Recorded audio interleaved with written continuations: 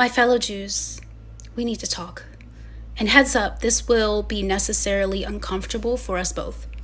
The discourse on Zionism and the escalation between Israel and Palestine has completely devolved into identity politics and vitriol. Now, I'm not trying to center Jews per se, but the reality is when Jews come together and stand up for the rights of others, the world takes notice. So where we stand on this issue is very important. And we seem to be standing on two very opposite sides of the spectrum. Now, I'm worried that this situation is going to devolve further in the coming weeks and months, involving surrounding nations, potentially starting a much larger war. So at this juncture, I am urgently reaching out to my Zionist friends, family, and followers, and I hope you'll listen with your heart open. Now, I'm aware that many self-identifying Zionists believe that Jewishness and Zionism are one and the same. And I agree with you to the extent that this is the common perception. I'm also aware that many self-identifying Zionists define Zionism as self-determination for a Jewish homeland. And often the definition stops there. For me, this definition necessarily expands to at the expense of Palestinian citizens. And this is where I draw a very hard line, because to accept the former without the latter requires a large amount of dissonance. Now, you may be thinking, I'm an American Jew. What's it got to do with me? Why is it important that we consider our position on Zionism? In the world's eye, Israel is a Jewish state because it's declared itself as such. And we know with a great deal of recorded evidence that the Israeli government has been oppressing Palestinians all this time. And here's the important part. While hiding behind the shield of Judaism and the Shoah, using it as both its defense and its sword. This is so incredibly infuriating and offensive. But do you know what I find more infuriating and offensive? Genocide, murder, pain, suffering, no matter who does it, no matter who receives it. We should at least agree on that. Israel, the country which claims to be of and for the Jewish people, is by the numbers inflicting more harm, more death, more destruction onto the Palestinian people than Hamas ever did to Israel. Hamas is a terrorist organization, yes, and the Israeli government is an oppressive totalitarian regime holding far more power over money, resources, and narrative. If you're an American Jew, it's relevant that our military and our president is providing millions in funding to Israel so it can bring more might, fury, and more slaughter to innocent Palestinians. They aren't targeting Hamas, despite having the intelligence and resources to do so. They are leveling cities and bombing civilians indiscriminately.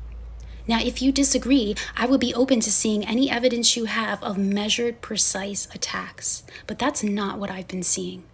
Please don't scroll me away because these words hurt you to hear. If you're as uncomfortable as I am right now, you need to hear this so that we can grow. This is being done in our name. It's a disgrace to Jewish identity. It should offend you deeply, right down to your heart. Even if it's not you and I doing it personally, even if you have not previously defined Zionism this way, this is in fact what Zionism accomplishes.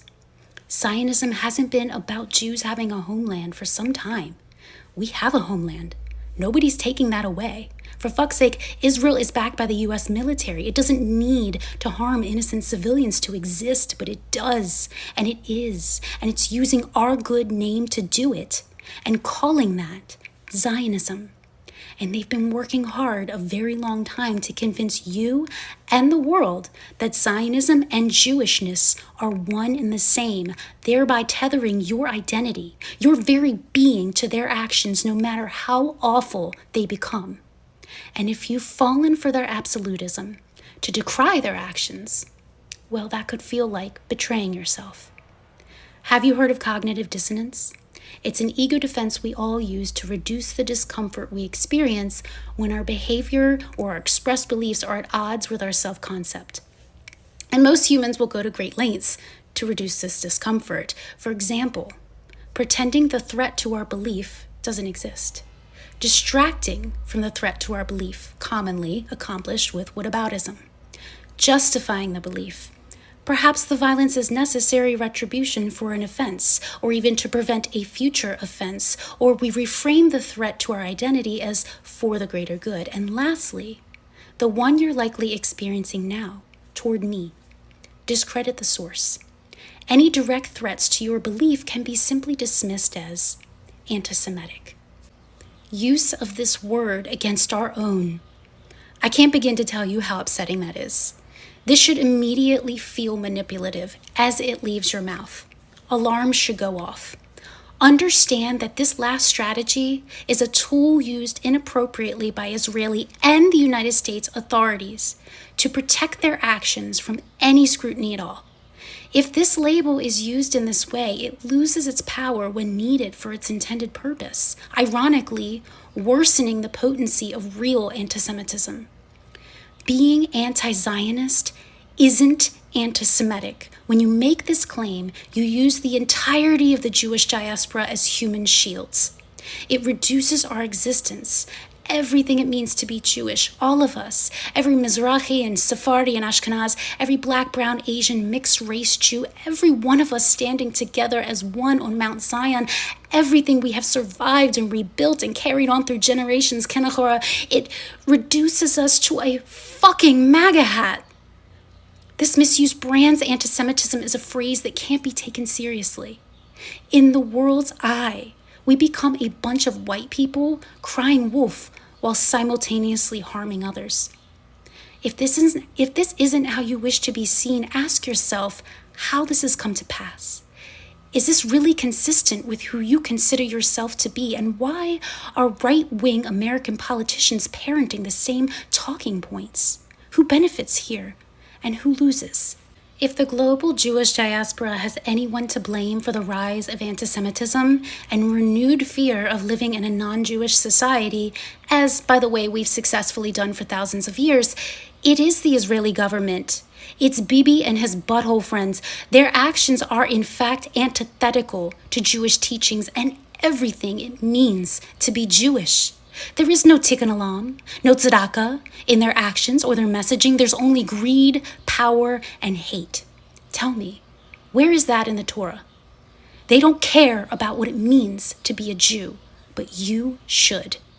We can't undo the damage that's been done, but we can change our minds at any time. That's the beauty of freedom. Of anybody, we should know how precious and fragile that beauty is. The most Jewish thing to do is the tzedakah of protecting the freedoms of others and openly rejecting anything that benefits Jews at the expense of others, even and especially if it means you have to reject Zionism.